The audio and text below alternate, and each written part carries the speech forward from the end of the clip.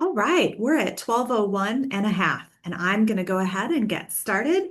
Welcome to Remote Work Wednesdays. Morgan, I'm going to ask, can you give me a thumbs up when I start to play our introduction if it goes okay? Thank you.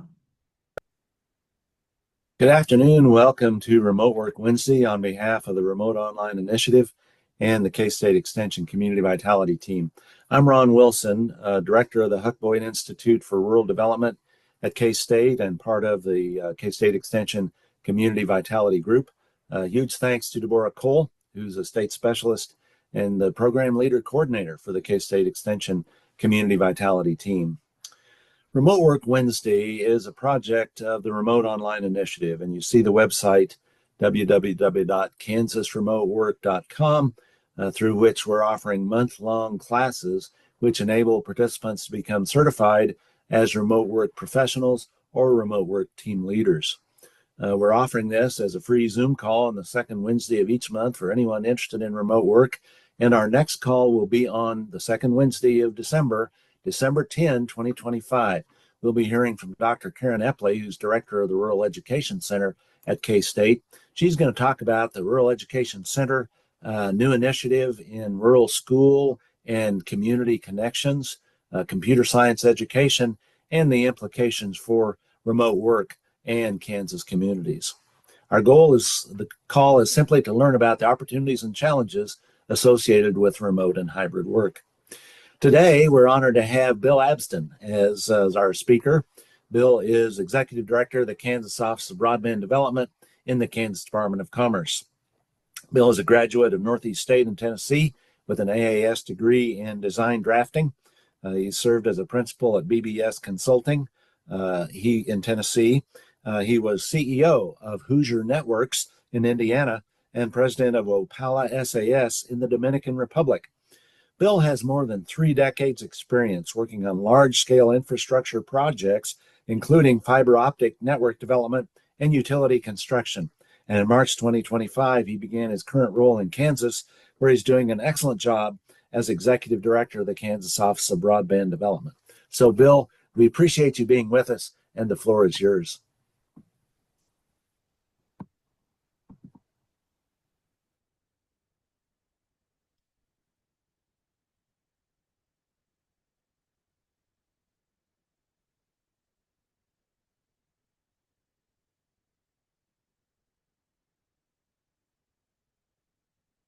Okay, hello and welcome. As Ron shared, my name is Bill Abston. I'm the Executive Director of the Kansas Office of Broadband Development. I've had the privilege of serving the state of Kansas for the past 9 months and have really enjoyed both the people and the community the work entails. Before we dive into the state of the broadband, I want to give you a little history about the office and share where we started. In 2020, by executive order, the Office of Broadband was created by Governor Kelly. It was started to serve a growing need for connection during the pandemic, and the need for broadband continues to grow. It's similar to roads or electricity as critical infrastructure. The office has grown from a team of 2 to a team of 10. We administer nearly $500 million in state and federal investment. To date, our office has connected nearly 90,000 homes and businesses to reliable, accessible, high-speed internet. Our office does more than just infrastructure. We support digital opportunity programs as well. This could be called the human infrastructure of the digital divide. These are programs that support access, devices, and training to ensure Kansans are equipped to be successful in the digital world. Now that you have this context, let's get started. Before we get too far, I want to quickly introduce Morgan Barnes, our Public Affairs Manager, to the call today. Morgan will assist with some of the demonstrations we'll do to help you better understand the state of broadband in your area. Next slide, please. So why does broadband matter? You're here because you're looking for or have already observed the opportunity available for remote work. Beyond that, broadband is a cornerstone of a foundational component of the world we're living in. Essential infrastructure for modern life. Internet is like water. When you turn on the tap, it flows and you expect it to. If you have good internet, you might take for granted all the things that afford you to do seamlessly. Think about your TV, your smartwatch, your remote medical monitoring, your online banking, telehealth, remote learning, virtual meetings, applying for jobs, precision agriculture, entrepreneurship, and remote monitoring of children, or so Morgan tells me. The internet, when working in a manner that allows you to do what you need to do, happens seamlessly. However, when you are trying to complete a task and the internet isn't working or isn't available, you realize what you're missing out. It's critical to keep talent in Kansas. It's critical to growing jobs and people. It's critical to communities. And let's move into the basics of connections and speed. Next slide, please. The current definition of reliable high-speed broadband is 100 over 20 megabits per second. What does this mean? This is the speed at which videos download and information upload to the internet. There are still locations in Kansas that are experiencing 25 over 3, and before that, it was 15 over 1. Some of you may remember DSL was fast. This was considered lightning speeds based on dial-up internet that came before. The need for technology continues to grow and change. Think about the road system. It used to be a max speed of 55 miles an hour. Now we're at 75. Our technological needs grow right along with the tasks that we're trying to complete simultaneously. So across Kansas, broadband access tells a story of both progress and ongoing need. Some communities enjoy multiple providers and strong speeds, while others still lack reliable service. Some areas can have multiple providers and higher speeds, while many rural and remote parts of Kansas still struggle with limited and no access. Our office is working to change that through programs that deploy infrastructure like state program Broadband Acceleration Grant, or the BAG program, or the CPF Capital Projects Fund, and the federal BEAD program. We're investing in the foundation, ensuring all Kansans, regardless of zip code, have high-speed internet, reliable. These investments do more than lay fiber in the ground. They drive growth in education, healthcare, and workforce development. They make it possible for a farmer in Grove County to monitor crops with precision technology, or for a student in Barber County to attend virtual classes without interruption. Morgan, let's pull up the coverage visualization to show the need across the past years across the state. Next slide. Earlier, I spoke of how much our team had grown in the past several years. With the growth of our team, we're able to pull in data and show the need in Kansas, creating one of the first maps showing adequate service availability across the state. The red dots you see are areas that are in need or below the 100 over 20 threshold that we'll talk about more later. Now let's look at 2024. Next slide, please. In this map, what happens when we invest, update the data, and recognize critical nature of deployment. Some of the locations on the previous map are reported as hay bales, outhouses, or barns. Our team has been able to report that information to the FCC and help ensure that actual Kansans are receiving the benefit of the investment dollars. Let's move forward so you can see how impact and support of our mapping efforts. Next slide, please. We rely on the FCC broadband map to identify which areas are served, underserved, or unserved. Let's see how it works. Search, verify, and report. Anyone, including you, can go on the FCC map, enter your address, and see what the data says about your location. If you notice something that doesn't look alright, for example, it says you have access when you don't, you may submit a challenge. Your participation helps us make sure that Kansas receives the funding it deserves to close the remaining coverage gaps. Morgan is going to walk you through how to use the map and show how to verify and report an issue. All right, thanks, Bill. Bear with me here just a moment as I switch my application share over. So I'm going to drop this link in the chat as well. This is the FCC map, as Bill shared. And what you can do is you can search by address. If someone wants to drop an address in the chat, they are welcome to do that. Or I'd be happy to search. I'll start by searching my address so you can just see. So this is, it's really simple. You just put your address. I'm in the metropolis of Burton, Kansas. But when you do that, the system pulls up locations that show exactly what kind of service. And you see these locations on the map are green. So they are considered that served location with 100/20. But you can see there are locations down here that are not served. So when you look at this location on a map, this is 503. Over here to the right, you can see what broadband is available and at what speeds. So if you are getting service from someone and you are not getting those speeds, you can actually launch a challenge on that. But there are specific things you can do to look at your area in your location to see the providers in your area and what service speeds they are after. So it just kind of helps you be a better consumer as you shop around.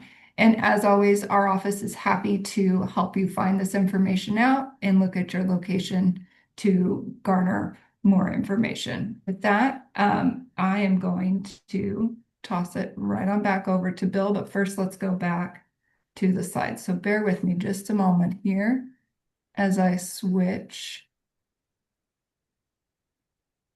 my PowerPoint. Very good. Just confirm that you can see. Yep, see there's the, as you look through those, that's the next slide. Thanks, Morgan. You're I think you've jumped back to slide 8, and we'll look at this example. Okay. This slide shows the availability based on the map along the provider reported speeds. Our office does not report these speeds. Providers send reports to the FCC sharing that serve these locations along with their max speeds. They serve them. And in different locations, we have used this map to see what providers are in the area along with the speeds offered. Sometimes people will challenge the level of service and provide evidence to flip their location from served or unserved. It takes all of us to ensure that we have accurate data and can invest in the locations we need. Next slide, please. Another way to understand your connection is running a speed test. You can use free tools like the FCC's speed test app, Ookla, or MLab. These tests measure your download and upload speeds, how fast your information travels to and from your device. Encouraging friends, neighbors, and coworkers to check their speeds help us paint a more accurate picture of broadband performance across Kansas. The more data we have, the stronger our case for additional investment becomes. Accurate data ensures that we can invest in areas that need it most. Next slide, please. This slide shows a visual aid showing how internet speeds determine what you can accomplish. To work remotely, it's best to get to the 100/20 megabits second. Too many households are moving to the 1 gig symmetrical. These speeds are one of the reasons our office prefers to deploy fiber. Fiber has not yet reached its maximum speed potential and continues to expand in capacity. Let's look at the broadband needs across Kansas. Next slide. Again, even with progress, many Kansans remain disconnected or face barriers fully participating in the digital economy. Rural areas in particular face challenges with distance, terrain, and cost, making broadband expansion more difficult. But physical connection isn't the only barrier. Affordability, access to devices, and digital skills are just important. These are what we call digital opportunity elements, the human side of broadband. This human side of broadband, skills, affordability, and devices, is what helps people take full advantage of remote work opportunities. Through programs like DOC, Digital Opportunities to Connect Kansans, or ADOPT, Advancing Digital Opportunities to Promote Technology, and DCT, Digital Connectivity Technology, we're helping Kansans to gain the tools and confidence to use the internet for work, education, healthcare, and everyday life. Let's look at how those programs tie directly to remote work opportunities. Next slide. When we talk about broadband, we're not just talking about connection, we're talking about possibility. Programs like Remote Online Initiative, Digital Ambassador Program, Precision Ag Ambassador Program empower Kansans to work, learn, innovate on their own communities. For example, the Remote Online Initiative provides certification and training for remote workers and employers. The Digital Ambassador Program, funded by the DOC grant, helps Kansans build digital confidence and connect online opportunities. The Precision Ag Ambassador Program helps farmers and ag students apply digital tools in the field to increase efficiency and sustainability. These programs, along with partners across the state, continue to bridge the gap between digital access and digital success. Next slide, please. Looking ahead, broadband will continue to transform how Kansas works, learns, and lives. Here are a few areas where we see the greatest potential. Agriculture. Broadband enables resource management tools, supports sustainability, and provides real-time data to increase yields. In smart manufacturing, connectivity attracts investment, creates jobs, increases exports, and strengthens the local economy. In workforce training, high-speed internet allows to upskill and reskill, expanding rural opportunities and supporting lifelong learning. And public safety, broadband strengthens the emergency response systems and improves cybersecurity and supports safer workplaces. This is the Kansas we're building, one where every resident, from student to senior, can participate fully in the digital world. There are several ways you can help. Participate in speed testing, broadband mapping challenges, share information about digital opportunity programs in your community, partner with local organizations to support training and access programs, and most importantly, keep the conversation going, because broadband is not just about technology, it's about people. Our office is here to collaborate with you, whether you're a remote worker, educator, business owner, or a community leader. That wraps up our overview for broadband in Kansas and its connection to the remote work. Before we open up for questions, I want to thank each of you for your role you play in helping build a more connected Kansas. Whether that's through your work, your advocacy, or simply helping a neighbor to get online, it all matters. And thank you again to Ron and the team for providing us to share this update. We're now open the floor for discussion, and feel free to drop your questions in the chat or raise your hand directly.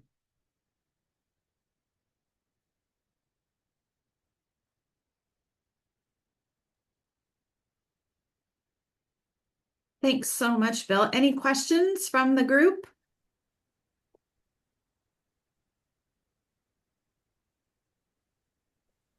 I have a question. On your speed test, I see there's downloads and there's uploads. What should they typically be if you have good internet, web broadband? Yeah, I think for us in these days, the minimum level that we're allowed for example, for the BEAD funding is 100/20, right? So that's the baseline. That's what we would call a internet broadband access would comply with at least 100/20. Okay, and that'd be 100 download and 20 upload? That's right. Okay. Okay. Thank you. You're welcome. Thanks for your question. Bill, do you have any observations or trends related to remote work in Kansas? That's from Ron. Also wanted to make sure you know that we appreciate the great work that you're doing and recognize how vital broadband is to each of our communities. Right. So remote work is here. I mean, it's something that's The phenomenon of the pandemic has brought us to this point, and we're taking advantage of it, right? So part of the work goes hand in hand as we roll out access and affordability to all of Kansas. That opportunity to participate at a rural level or even at the metropolitan level, but more importantly to Kansas is the rural opportunity to be able to participate in the digital environment in these days. And it's everywhere. It's education, it's commerce, it's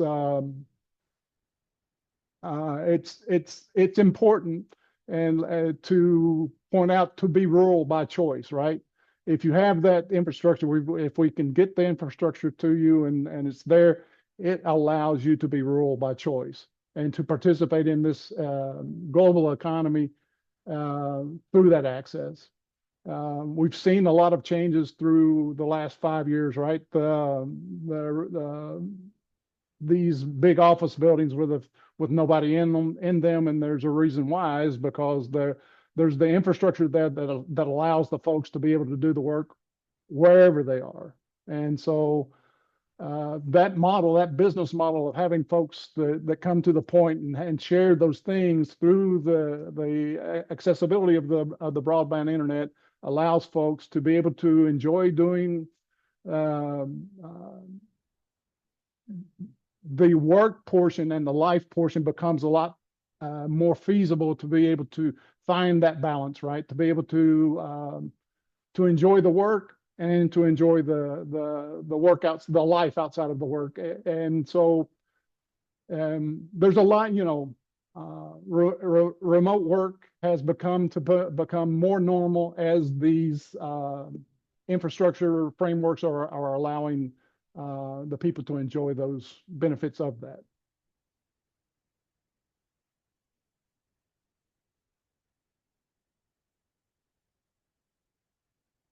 A quick question on the mapping. Morgan, it's great to see you. Hello, and Bill, it's nice to meet you. Thank you for the information on especially how to use the FCC mapping. One question when it comes to this map. So I plugged in our university address and I can see a lot of the area around us is green, has green dots, but every once in a while there's a red dot there. And so can you talk a little bit more about like how do we utilize this map in terms of when there is that one single red dot among the green? What level or what concerns questions should we be thinking about why that one location isn't served, or is it where we should be utilizing that red dot to really communicate the FCC mapping and the challenge to, like, let's say specific neighborhoods, to be sure to check their speed, make sure that they're actually getting the service to challenge the map? Like, what are some different mechanisms, I guess, and strategies that you can use this map that maybe locally we could use on a local level? Sure. I'd like Morgan, you wanted to try to address that? Sure, happy to, Bill. Yeah, that's a great question, Myrna. And like everything, this map is not perfect, and it is with our help and Kansas's help that we will make it better. So if you see those red dots in a sea of green, go ahead, investigate that further. It could be a barn or an outhouse, or in some rural spaces, it could be hay bales, right? And so the goal is to get those removed or pulled down. But if it is not, if it is a community address, definitely look into the providers serving the houses or the locations around that. And don't hesitate to either reach out to our office or reach out to the providers and say, hey, we're just really curious here. Do you serve this location? We're trying to make sure, that the areas are served and the community is taken care of. Is that helpful? Yes, perfect. And it helps us as well, Morgan, right? It helps us identify in next rounds of different grant programs that for example, the BAG program is a state-run program that augments the federal level BEAD. So we look for BAG to come back and pick up. And as we move through the process, the low-hanging fruit is no longer there, right? It becomes more difficult to create projects that are massive, right? So we become more surgical. And as we identify those spots that we need to continually come back and look at and make sure that everybody's covered, because that's our job, right? Is to make sure 100% of Kansas has a reliable, high-speed internet access. So that communication helps us to identify spending of our grant investments to make sure that everybody's covered over the next 5 years. Absolutely. Rick Peterson here. Bill and Morgan, thank you for the update. We also want to appreciate your funding of our projects, Digital Ambassador Program and the Ag Navigators Program. I know that fiber is king, and I know that when you're looking at trying to access rural areas, that some way has kind of been diminished with the federal government looking more at satellite infrastructure stuff.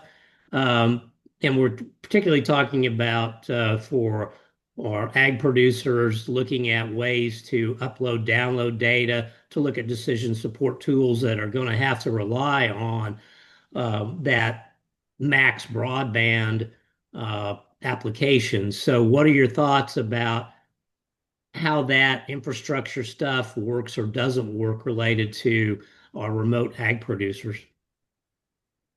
I can tell you that, yes, the BEAD program was through the new administration.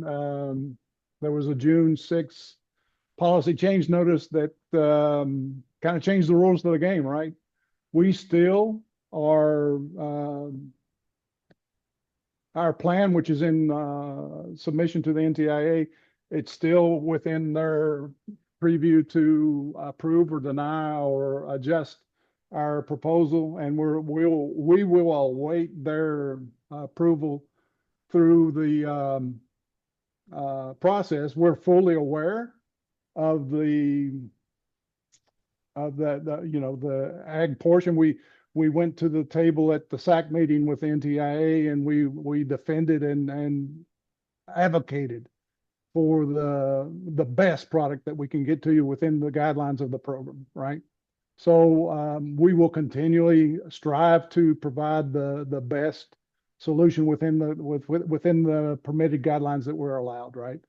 But obviously, you know, I have the same feeling. The 42 years in telecommunications infrastructure, and my feeling for fiber is the same as yours, apparent. And so even if we come through with whatever it is, we'll continually strive to upgrade our system to be the best that we can be for the people of Kansas, whether it's in ag or if it's in telecommute or all those things. But we're strongly advocating for the best service that we can get to the people of Kansas.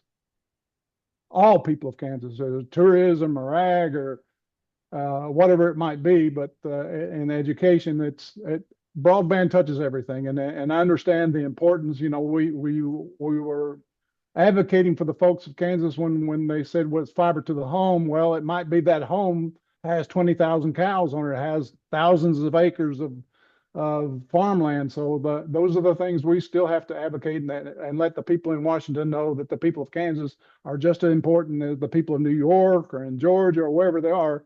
We're still advocating for the best broadband access that we can in the state of Kansas, and we'll continue to do that until we get 100% participation. Right? Thanks for your question. Thank you, Bill. Thank you, Bill. I appreciate that.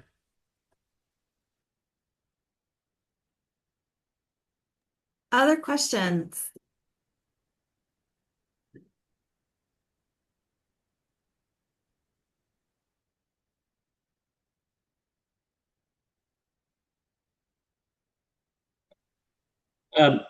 Bill, maybe you know or don't know, are there going to be another round of doc proposals coming out?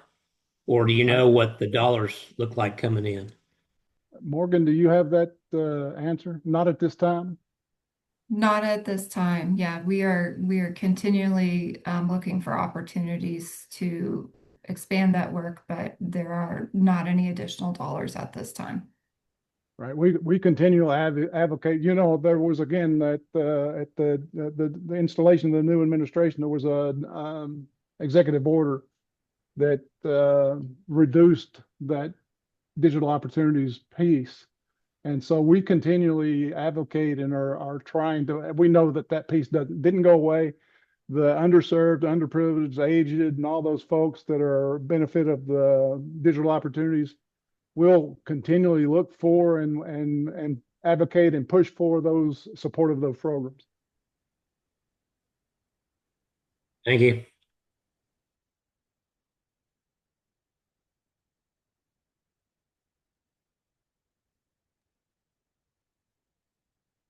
Other questions?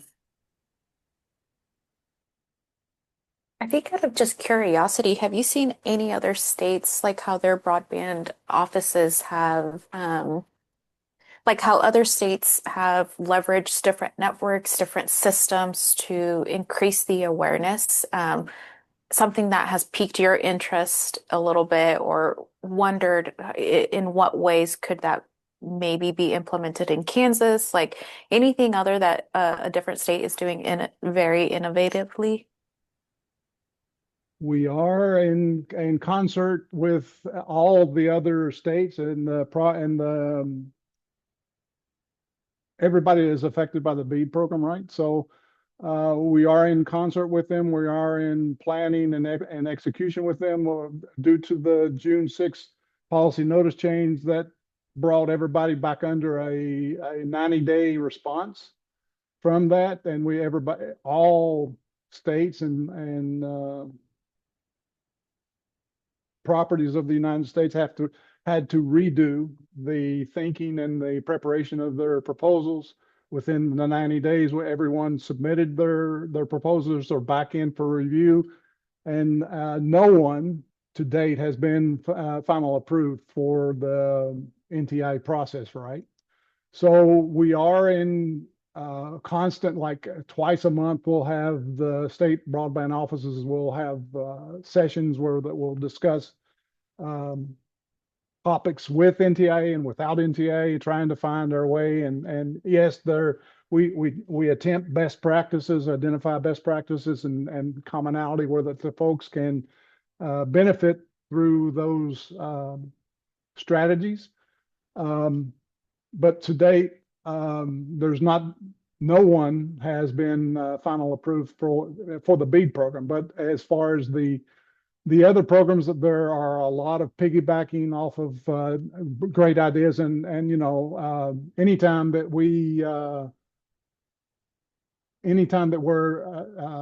available to share and understand commonality across the states, we try to incorporate that and make sure that we try to have the best product that we can to the people of Kansas.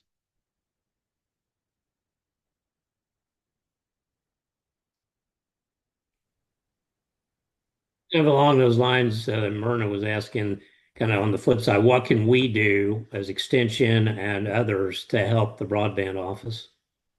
Yeah, I think in the presentation where Morgan, if you want to be able to, I think you guys can participate in our industry roundtables and our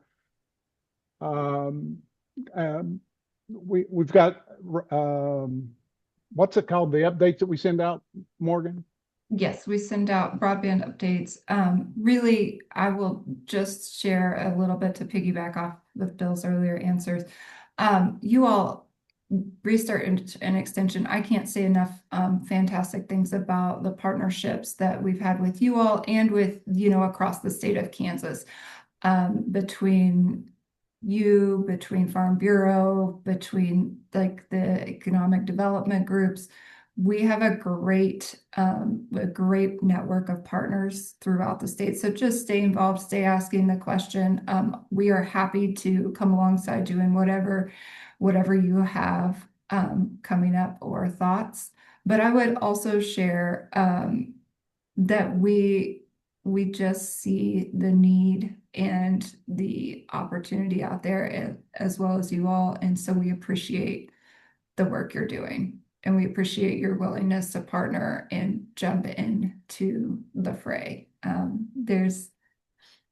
With great power comes great responsibility, right? Spider-Man. I'm pretty sure that's who said that. So we appreciate the work You you're keep doing. quoting it to be Spider-Man. I am on my Spider-Man kick. So yeah, just keep coming alongside us, be willing to jump in, ask the questions. We might not have the answers, but we are more than willing to take the questions and consider how we can maybe do things differently or think about things different.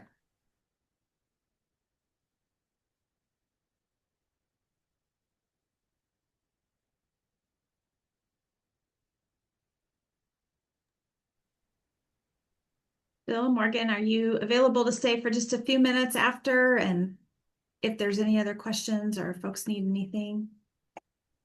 Yeah, happy to Sure, happy to sure. do what you need. Okay.